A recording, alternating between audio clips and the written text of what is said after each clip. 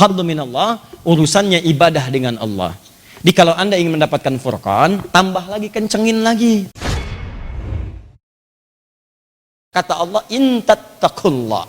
Kalau Anda mau tingkatkan takwa kepada Allah.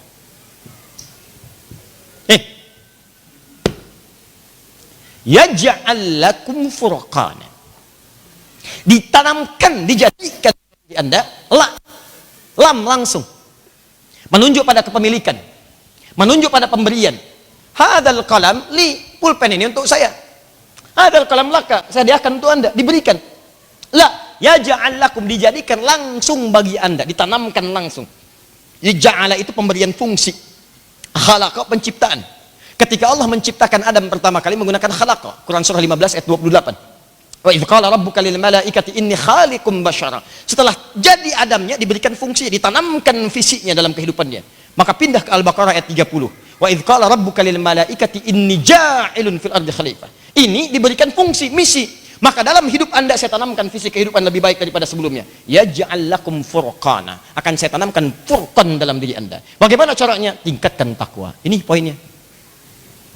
Jadi kalau hidup Anda ingin lebih baik, langsung dibimbing oleh Allah.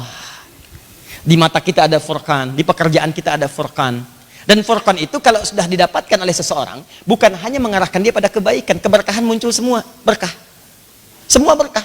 Makanannya berkah, rumahnya berkah, minumnya berkah, pakaiannya berkah, waktunya berkah. Kalau sudah waktunya berkah, sedikit pun terasa banyak. Udah. Kayaknya 24 jam itu gak kerasa, karena semua dipakai amalan.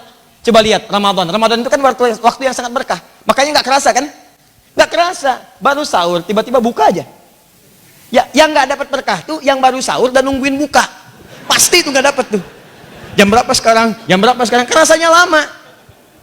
Tapi kalau Anda tingkatkan takwa saat puasa, maka kerasanya sebentar. Makanya ayat puasa ditutup dengan kalimat takwa. Al-Baqarah 183. Ya ayyuhalladzina amanu kutiba alaikumussyam kama kutiba alal ladzina min qablikum la'allakum. Nah, kalau Anda tingkatkan takwa saat puasa, itu rasanya sebentar. Bahkan pengen lagi, ya Allah, kok cepat sekali, ya Allah, selesai. Saya pengen Ramadan lagi, ya Allah. Tapi kalau orang nggak ada sifat itu pada dirinya, keberkahan pun hilang. Padahal tinggal sebulan Ramadan, tinggal sepekan, bahasanya keluar beda. Ya Allah, kok cepat amat datangnya Ramadan, ya Allah. Jelas? Nah, maka teman-teman sekalian, tingkatkan takwa, maka furqan akan diberikan pada diri Anda. Keberkahan, perubahan hidup, kenyamanan. Sekarang pertanyaannya, bagaimana cara meningkatkan takwa itu? Terdapat 115 cara. Tuh. Setiap caranya itu bisa 1 jam pembahasan. Singkatnya, kalau mau cepat, 115 ini dibagi kepada 2 bagian. Hablu minallah, hablu minannas. Hablu minallah, urusannya ibadah dengan Allah. Jadi kalau Anda ingin mendapatkan furqan, tambah lagi, kencengin lagi pendekatan kepada Allahnya. Lakukan pendekatan dengan ibadah. Ya, orang malam tidur, Anda bangun tahajud. Orang siang makan, Anda puasa. Orang baca Al-Quran 1 halaman, Anda 10 halaman. Orang puasa misalnya, Senin aja, Anda Senin Kamis. Orang Senin Kamis, Anda Ayamul Bid. Orang Ayamul Bid, Anda puasa Daud. Orang puasa Daud, ya tingkatkan lagi kemuliaan kepada Allah. Tingkatkan lagi, tambah amalan yang lain, tambah amalan yang lain. Orang sedekah Rp1.000, Anda Rp10.000. Kalau bisa sudah punya rencana. Saya setiap bulan ini punya kelebihan. Dari gaji saya, gajinya 3 juta, keperluannya 2,5 juta. Itu sudah direncanakan dengan yang lain-lain. Kelebihannya berapa? 500.000. 500.000 bagi 30 hari. Berapa ketemunya? Setiap hari saya harus sedekah. Itu prinsipnya sahabat Abu Bakar. Setiap beliau sudah ukur. Kapan bekerjanya, kapan istirahatnya, kapan sholatnya, kapan baca Qur'annya. Sehingga ketika Nabi nanya, siapa hari ini yang berjamaah? Ngacung beliau, ngacung yang lain. Siapa hari ini sedekah? Turun yang lain, ngacung beliau. Siapa hari ini jenguk orang sakit? Ngacung beliau, yang lain tidak. Siapa hari ini menyolatkan jenazah? Beliau ngacung, yang lain tidak. Siapa hari ini sudah mengantarkan ke kuburan? Beliau ngacung, yang lain tidak. Pertanyaan saya, ini waktunya dipakai apa sahabat mulia itu? Waktunya dibagi oleh beliau yang tertata dengan sangat baiknya, rapih. Itu coba maksimalkan. Ya kalau bisa sih, kalau saya sarankan antum bikin kurikulum nih, tuliskan di sini. Misal jenis-jenis sholat fardu sudah jelas 5 waktu. Ya, sholat sunnah, turunkan yang sunnah itu ada berapa. Setelah diturunkan bikin tabel.